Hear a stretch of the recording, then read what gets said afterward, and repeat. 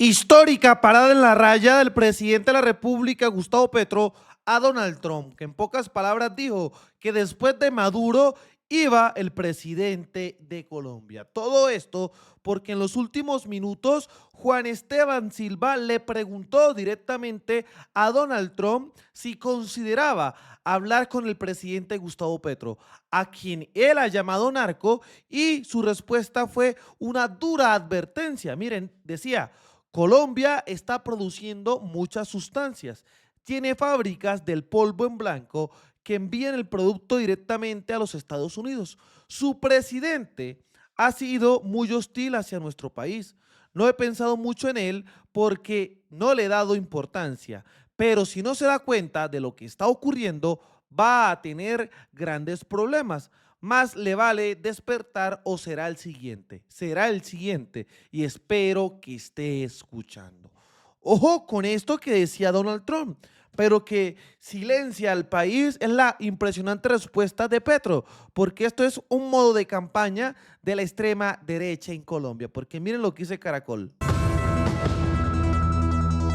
4 de la tarde, 34 minutos. Mucha atención. Lo último también tiene relación con el presidente de los Estados Unidos, Donald Trump, que hizo nuevas declaraciones contra el presidente colombiano, Gustavo Petro. ¿Qué fue lo que dijo Juan Camilo Merlán?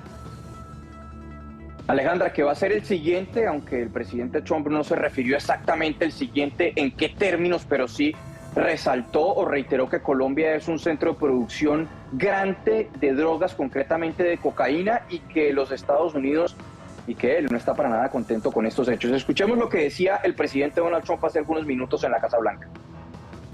I haven't really thought too much about him. He's been fairly hostile to the United States. I haven't given him a lot of thought. He's going to have himself some big problems if he doesn't wise up. Colombia is producing a lot of drugs. They have cocaine factories that they make cocaine, as you know, and they sell it right into the United States. So he better wise up, or he'll be next. He'll be next too. And I hope he's listening. He's going to be next. Yes, Mr. President. Because we don't like people when they kill people, and they sell drugs. They kill them in the United States, and Colombia is a major manufacturer of drugs, meaning cocaine in particular, as you know. Espero que esté escuchando porque será el siguiente, le decía el presidente Donald Trump al presidente Gustavo Petro. Arrancaba diciendo que no ha considerado hablar con él, que él ha sido muy hostil, refiriéndose a Petro, hacia los Estados Unidos, y que mejor se ponga las pilas porque si no va a ser el siguiente, que Colombia es un centro de producción mayor de cocaína que le envía hacia los Estados Unidos y que están asesinando estadounidenses con ese tráfico de cocaína. Y bueno, ante ello, pues el presidente de la República en su momento decía lo siguiente, en pocas palabras: expulsando a todos los gringos. Petro no quiere saber nada de los Estados Unidos. Pues lo invito a corregir su política y a hacer una guerra contra los narcotraficantes.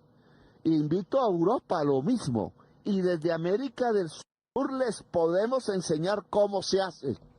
Y no se tiene que medir en muertos, se tiene que medir en prosperidad de familias campesinas de Colombia, de Perú, de Bolivia y otros países, y se tiene que medir en términos de crecimiento del amor en la sociedad de los Estados Unidos y de Europa. Cambie, a mí no me amenace, aquí lo espero si quiere. No acepto invasiones, no acepto misiles, no acepto asesinatos, acepto inteligencia. Vengan aquí a hablar con inteligencia y lo recibimos y hablamos de tú a tú y con cifras reales, no con mentiras. Deje de engañarse de las mafias políticas colombianas, porque nos condenaron a 700.000 muertos, a ser el país más desigual del mundo, a tener los mayores niveles de pobreza de nuestro vecindario. Y yo estoy solucionando eso y ustedes se están beneficiando. Cada vez entrará menos cocaína, espero y les ayudo a que cada vez les entre o produzcan menos fentanilo. Ah, bueno. Y además, es histórica la respuesta que le metía Gustavo Petro, en este caso a Donald Trump, en una entrevista con la BBC. porque miren lo que sucede, señores. Esto es bastante interesante. Which President Trump said was targeting illegal drug trafficking. You've suggested that the crew may have been Colombian civilians. Have you confirmed that?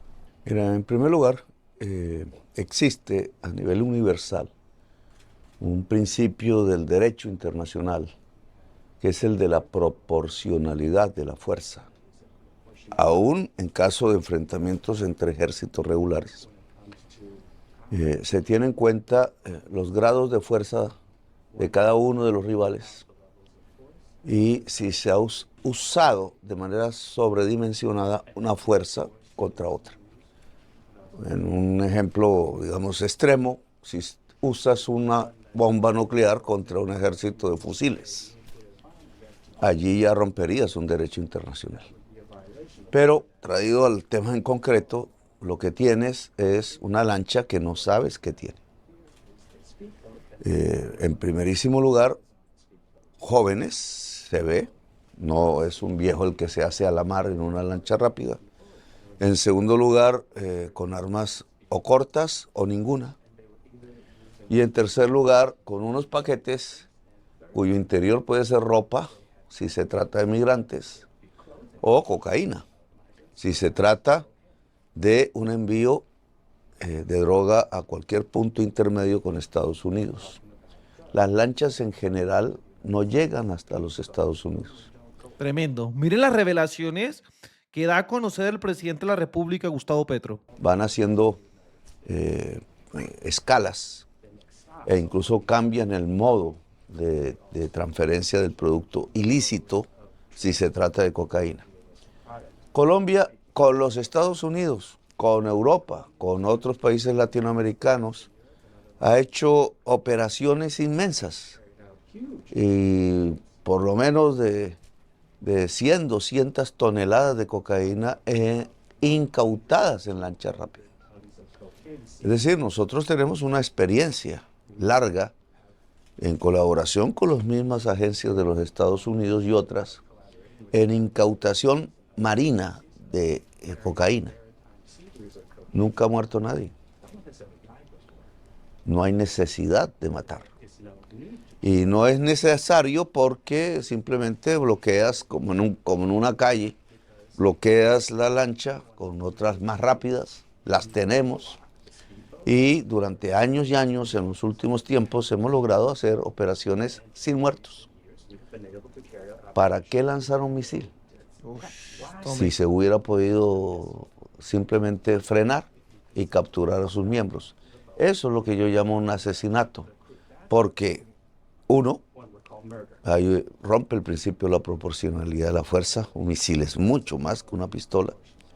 Dos, la operación se puede hacer con mucha limpieza sin que nadie muera y eso es primero en cualquier acción del Estado. Y tres, igual capturas las personas, sabes que lleva dentro el paquete. Si se trata de migrantes, se tratan como migrantes. Si se trata de jóvenes asalariados del narcotráfico, y este punto es importante, porque en general ni el campesino que cultiva hoja de coca, ni la gente que transforma eso en cocaína, ni los que transportan son los verdaderos narcotraficantes. Ah, bueno, ahí está. Petro no se le esconde a Donald Trump. El verdadero narcotraficante tiene una especie de organización empresarial, en este momento multinacional, no tiene una sola ciudadanía y organiza con su equipo empresarial el transporte global de la droga. La manera como esa droga se convierte en dinero y cómo ese dinero se lava, como se denomina en el sistema financiero internacional. Eso hace que no vivan en la lancha, que no vayan en la lancha, que no estén en los campos de cultivos, que no estén en los laboratorios, sino que viven en las ciudades de lujo porque la cantidad de dinero que logran obtener les da para obtener también los mayores lujos del mundo.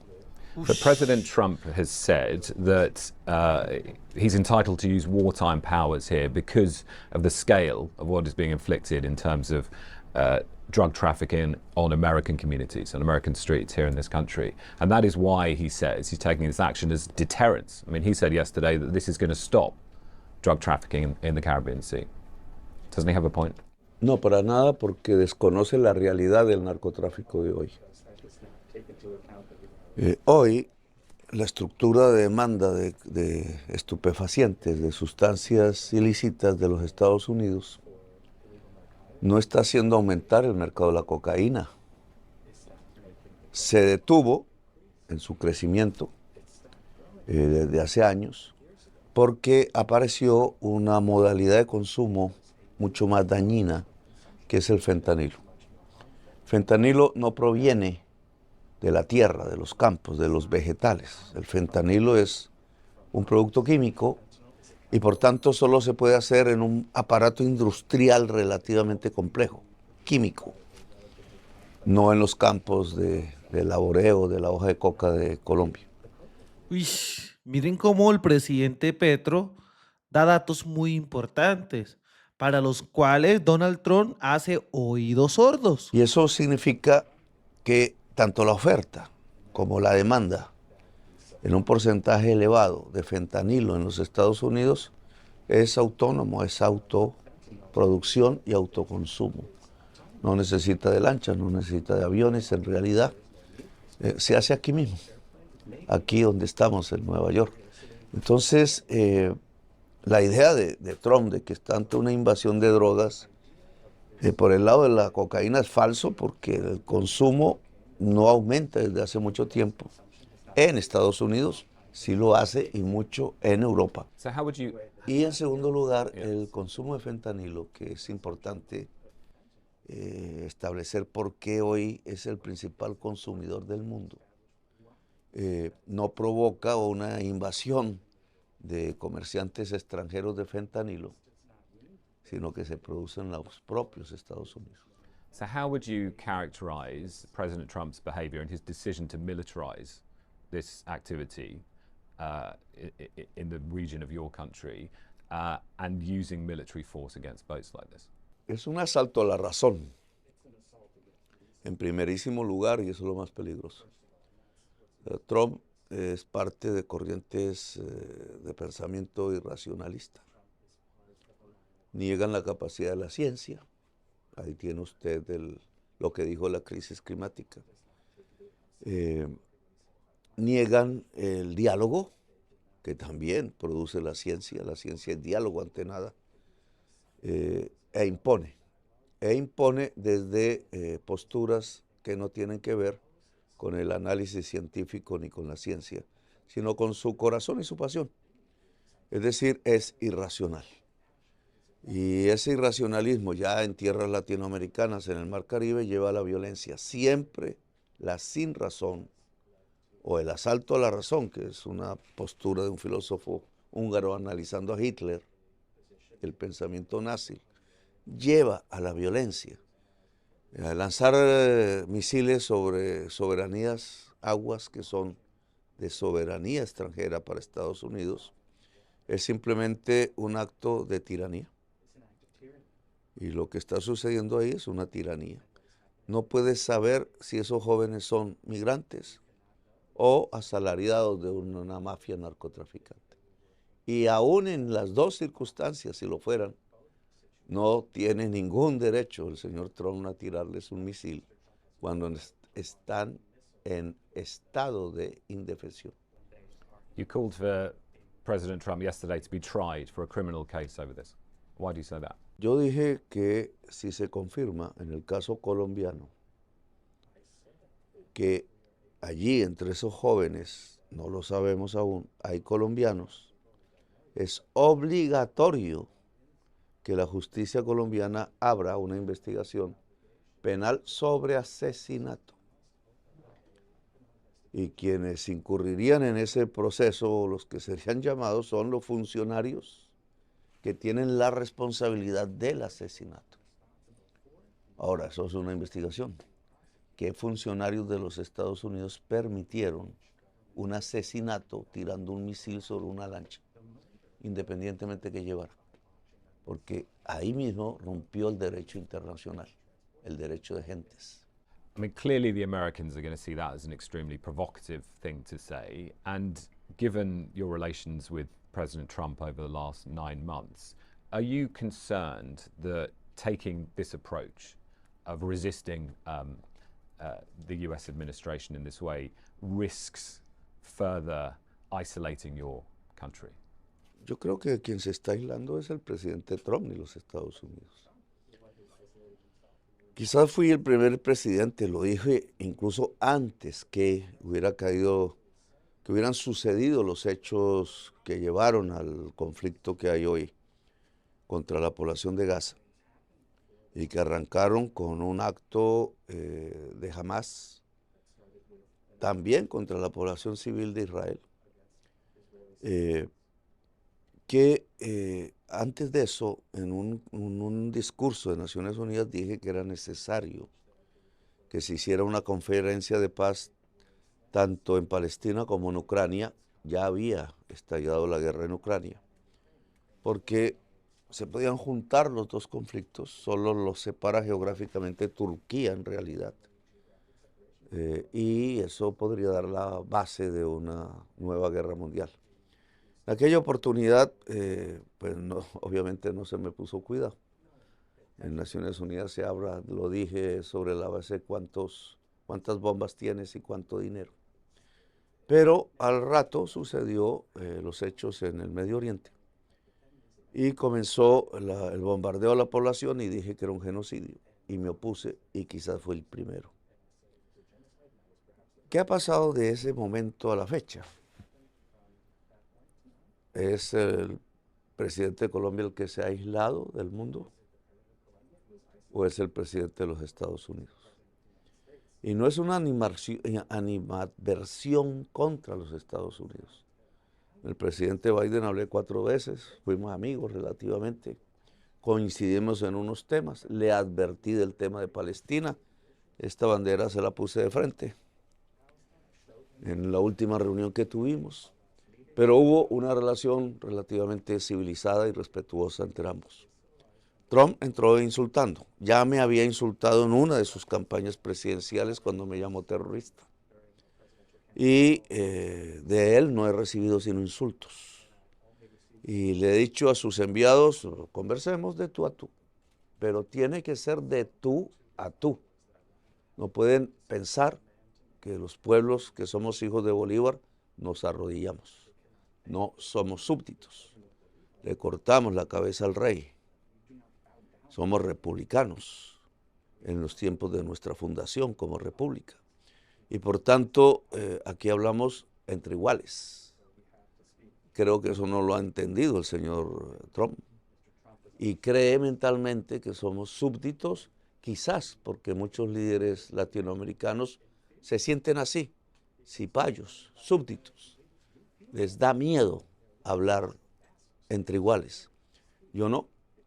Y entonces las discusiones han sido así en estos 9 meses. Una vez me sorprendió a altas horas de la madrugada. Do you think this approach of publicly arguing with Mr. Trump is working? Es que yo quiero que queden claras las posiciones. Y para que una posición quede clara ante los ojos del mundo, pues hay que hacerla pública. No hay otra manera.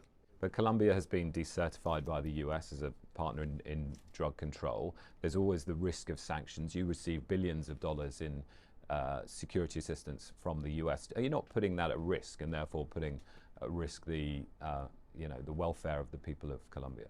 Nosotros no hemos recibido miles de millones de dólares.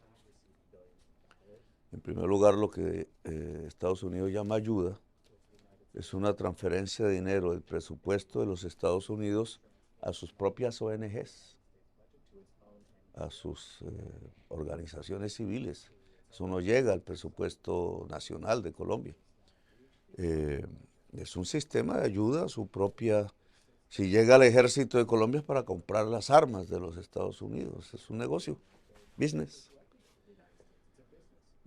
Así que ese no es el problema mayor. Nunca ha sido de miles de millones de dólares tampoco. Entonces, lo que sí tenemos al frente es una desestabilización de la soberanía colombiana sobre su propio ejército, por ejemplo, sobre su policía, sobre migración, sobre la fiscalía, porque se desvertebra las instituciones y entonces secciones de la institución, dependiendo de qué hace, puede ser cooptada por los Estados Unidos y separada funcionalmente del resto de la institución. Eso me pasó con migración. Una vez entré a una de sus oficinas y encontré, fue en Bogotá, una oficina llena de banderas de los Estados Unidos. Y es la migración colombiana. O oficiales del ejército pagos, o la operación que yo mismo denuncié públicamente porque la descubrí, incluso con una investigación mía, personal, alrededor de Pegasus. Pegasus es un software israelí que pues, si entra a tu celular, pues oyen todas tus conversaciones, etc. En Colombia es necesaria una orden judicial para ello. El software entró sin orden judicial. El dinero, más o menos 14 millones de dólares, lo puso la CIA. Y fue una operación de la CIA sin consultar el gobierno civil. Eso es ilegalidad. Y eso destruye la soberanía nacional de Colombia. No sé si los objetivos fueron narcotraficantes o no, eso lo sabe solo la CIA. Pero en mi opinión, no solo es una operación ilegal en Colombia, no sé si es ilegal en los Estados Unidos, pero eso no es una operación entre estados, entre gobiernos que se respetan entre sí. How do you characterize your progress in dealing with coca cultivation and in terms of negotiating with the guerrilla groups in Colombia? En Colombia no hay guerrillas en este momento. Hay organizaciones armadas al servicio del narcotráfico que por tratarse de cocaína necesitan un control sobre territorios concretos de cultivos y de rutas. Ese control es armado e ilegal, pero no tiene que ver con objetivos políticos de toma del poder o cosas como si sucedían en los tiempos de la Guerra Fría. No está el elemento ideológico en el centro de la violencia en Colombia, sino la codicia y el negocio. Eso en primer lugar, digamos, para tener claro lo que tenemos. Ahora, los cultivos de hoja de coca, que hay que diferenciar de cocaína, y aquí está el gran error del estudio, el gran error científico del estudio de Naciones Unidas, un grupo investigador para el año 2023, que nos reconocieron, pero no lo han hecho público, es más o menos el siguiente. Desde el año 93, en Colombia no existía cultivos de hoja de coca ancestrales, solo en unos muy pequeños lugares. Solo en el año 93 empezaron a crecer. Sin embargo, la mafia colombiana de la cocaína ya estaba desde los años 78, 79. Es decir, era una mafia sin cultivos. Lo que hacía era comprar cocaína en otras partes del Suramérica y llevarla, y ese es era su gran ventaja, hasta el mercado de los Estados Unidos, aprovechando lo que fue el mercado del cannabis, por el cual murió muchos colombianos y ahora lo encuentro legal en Wall Street. Para un norteamericano eso puede ser, digamos, un avance. Para mí no deja de recordarme que por haber sido prohibido murieron decenas de miles de colombianos. Pero digamos, volvamos al tema de la cocaína. Los cultivos de hoja de coca han sido variables y han aumentado correlacionadamente con la demanda de cocaína en el mundo. Siempre fue casi la demanda de los Estados Unidos. Era una demanda nacional, no internacional. Por eso se construyó una política demasiado, en mi opinión, equivocada entre Estados Unidos y Colombia. Ahora bien, en los últimos años empezaron a crecer a partir del año 2013, en un nuevo ciclo. Ese ciclo se correlaciona con el crecimiento del mercado de cocaína en Europa. adicional al de Estados Unidos. Allí hay una tendencia creciente hasta el año 2022, último año del gobierno Duque. En el gobierno Duque observa usted, de acuerdo a esos estudios, la tendencia más aguda, un crecimiento del 43% anual de cultivos. Cuando va a los de mis años, que ya van 3, encuentra es el descenso de la tasa de crecimiento. Y le pongo los números. 13% año 22, con Duque también. 9% en el año 23 y 3,4% en este año. Es decir, vamos a estancar los cultivos y ojalá a volverlos decrecientes. ¿Por qué si en el gobierno de Duque crecían a 43% al año y nosotros hemos reducido ese crecimiento a 3%? Me certifican a mí y no a Duque, porque el tema no está en los números, está en la política, pero adiciona un número. No solo hay que contar el área de cultivos, que es fácil con un satélite, sino la productividad por zonas. Y aquí es donde está el gran error del último informe de Naciones Unidas. La productividad es por zonas y implica un mayor costo y es en el terreno. No se puede hacer exactamente por satélite. Por satélite podríamos mirar diferencias del color de hojas. Eso ha llevado que Naciones Unidas sabe hoy, y lo escribe, que los cultivos de hoja de coca que yo recibo en Colombia tienen 2 áreas diferentes. Una de enclave, ese es su nombre, es decir, donde realmente crece, de alta productividad, y están donde más fácil es exportarlos. Entonces tiene usted todo el litoral pacífico. Ese litoral pacífico colombiano, relativamente selvático, no puede llevar droga sino o a la costa occidental de Estados Unidos o a Asia. Es decir, que estamos mirando un crecimiento de los mercados de Asia que ojalá no llegue a ser el de China e India, que hasta ahora es marginal. Bueno, So can I just bring things back to your role, because you had vowed to negotiate with these armed groups, that you could tackle this problem, and what we have seen in the northern border region is a surge in violence. The ELN, according to the International Crisis Group, executing civilians this year, and a failure of negotiations. I mean, it's going nowhere. So hasn't your strategy failed? Pero espera, no he terminado el tema y necesito que me comprenda. Este tema ha sido censurado incluso en mi discurso y debe ser entendido porque la crítica de los Estados Unidos a Colombia está ahí. Es decir, que están siendo inundados como nunca antes por cocaína colombiana.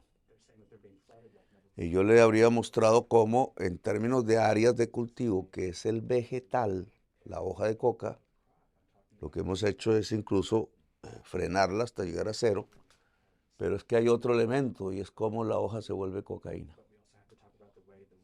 que es diferente porque la hoja no tiene la culpa. Y esa transformación química de la hoja en cocaína depende, para saber el volumen de cocaína, depende de la productividad de la hoja. Las hojas son diferentes por zonas, por especies, y le estaba mostrando que hay 2 grandes áreas que las mismas Naciones Unidas ha escrito en su estudio. El área de enclave y el área de marchitamiento. El área de enclave es hojas de coca frescas, recién sembradas, permanentemente cuidadas, más productivas. El promedio allí es 10,4 kilogramos por tonelada. Y el área de marchitamiento ya es dejada, ya es abandonada, hojas viejas. Entre más vieja la hoja, menos productiva es. Entonces, si usted quiere saber cuánta cocaína potencial, que es la palabra clave, potencial puede obtener de los cultivos de hoja de coca de Colombia, tiene que multiplicar el área de alta productividad por su productividad promedio, es la mitad, y el área de marchitamiento por su productividad promedio. Y saca una cuenta potencial. Nunca sabrá si realmente llega ahí. Naciones Unidas cogió la tasa de productividad de la zona de alta productividad y la aplicó a marchitamiento. Es decir, dimensionó mucho más la cantidad de cocaína potencial que la que realmente debió hacer si el estudio hubiera sido riguroso. Esto nos lo aceptaron ellos como un error, pero no ha cambiado la cifra del estudio 2023. ¿Qué efecto produjo? Que fue la excusa, la única excusa que usaron los funcionarios de Estados Unidos para decir que no éramos buenos socios en la lucha contra la cocaína. Una falsedad. Es decir, nuestra separación en la colaboración en la lucha contra los narcóticos se debe a una falsedad de una ligereza de un investigador joven de las Naciones Unidas por no hacer bien el estudio. Okay. But can I just bring you back to that question about your own role, about the surge in violence in the north and the failure of the negotiations? These are groups that are fighting over cocoa production. La falla no está en negociar. Negociar es, en Colombia está abierto legalmente, cuando se tiene vocación política en el grupo insurgente, que hay una negociación política. Colombia lleva décadas de negociaciones políticas, algunas fracasadas, otras exitosas. Es una negociación política entre gobierno e insurgencia y trata de temas políticos, de reformas políticas. Con la delincuencia no hay negociación política, hay negociación jurídica. En este mismo país, todos los días, incluidos los capos colombianos que mandamos aquí, extraditados, establecen negociaciones jurídicas entre la fiscalía y el delincuente. De estos segundos lo que hemos hablado en Colombia. Ahora, ¿por qué ya no hay posibilidad de negociaciones políticas? Porque no tenemos insurgencia armada, tenemos bandas armadas con relativa capacidad, no tanta como la que tuvo la insurgencia. Por eso la tasa de homicidios de Colombia hoy es la más baja desde 1993 y la cuarta parte de lo que existió en esa época, cuando Pablo Escobar ya estaba en el máximo de su poder y a punto de morir. Entonces, las circunstancias de hoy es una negociación sociojurídica, así la hemos llamado. El primer mecanismo, y pudo haber errores de mis funcionarios, lo confieso, al confundir una negociación con otra. Con los narcotraficantes no se negocia política, porque sería negociar sobre el poder. Ellos negocian sus condiciones jurídicas de entrega, de años, incluso de extradición, todos elementos que tienen que ver con su situación jurídica personal o la de su grupo. Y de eso ha tratado y nosotros hemos dicho, podemos negociar eso a cambio de erradicar la economía ilícita. Este tema es importante porque tiene que ver con nuestra política, que es diferente a la de Estados Unidos. En solo pocos grupos armados han dicho que están dispuestos. Son grupos marginales, es la verdad, digamos, pero han permitido ayudar ya en un esfuerzo con el campesinado que se siente entonces liberado de presiones armadas, 25.000 hectáreas. Hoy Colombia tiene, último registro, 250.000 hectáreas de hoja de coca.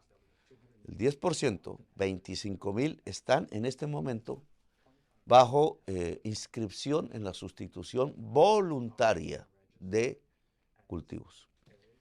El gobierno de Estados Unidos lo que pedía, bueno, me escapo aquí un poco, pero lo que pedía es erradicación forzada de cultivos.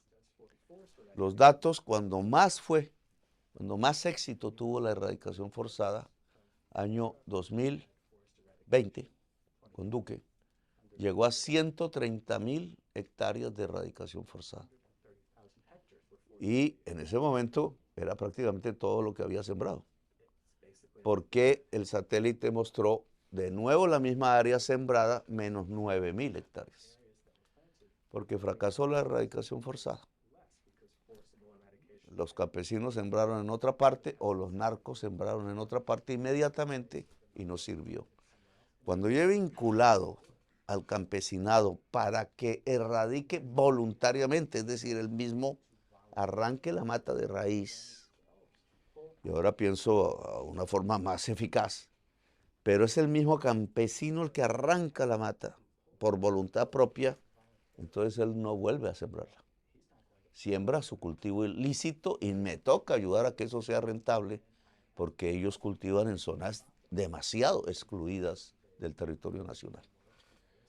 El campesino lo empieza a hacer porque las bandas armadas, que tampoco son los dueños del narcotráfico, sino que están allí a sueldo cuidando esas matas de coca, han decidido negociar una salida jurídica. Y entonces se produce un efecto de transformación del territorio. Eso es lo que tenemos. Negociaciones sociojurídicas buscando quitar la economía ilícita de la manera menos violenta posible, sin afectar el campesinado, y logrando sometimientos de personas a procesos jurídicos con beneficios jurídicos, pero que no tienen nada que ver con la política. Esto mismo que yo hago lo hacen aquí, en oficinas. Aquí no tienen el problema del campesino cultivador, pero sí del capo, que yo mismo he extraditado 700 hacia Estados Unidos, hacia Europa, hacia otros países del mundo. 700. Yo tengo los siguientes premios. Tom, en mi gobierno se ha incautado el mayor número de toneladas de cocaína de la historia del mundo. ¿Sí? Nos estamos acercando a 1.000 toneladas año. Si usted pone un año de Uribe, un poco ya lejano, eso eran 100. Si usted pone el gobierno anterior, Duque, que es mi referente, ellos no llegaron sino a 650 toneladas. Yo estoy llegando a 1.000. Es decir, desertificaron al presidente que más toneladas ha incautado en la historia del mundo, porque Colombia, la cocaína es reciente y Colombia ha sido lamentablemente el primer productor. Hay la tesis de que ya no somos el primer exportador en el Pacífico, es decir, que estamos realmente en un proceso de salida, que no será realmente posible hasta que no se acabe o no se transformen los consumos en Estados Unidos y Europa. Bien, hemos logrado la mayor incautación y hemos logrado el mayor número de extraditados por relacionarse con el narcotráfico hacia Europa y Estados Unidos. Mr. President, thank you for talking to us. Thank you very Gracias. much indeed. Impresionante la información. Por eso, colombianos, dejen su like, dejen su comentario para que toda Colombia conozca esta verdad, porque Colombia no se arrodilla a los intereses uribistas de la extrema derecha gringa y del mismo Donald Trump. Desde la tierra del trueno, desde el Catatumbo, haciendo resistencia, construyendo paz y buscando reconciliación, soy libremente aquí. Las cosas como son. Nos vemos en un próximo capítulo. Hasta pronto, señores.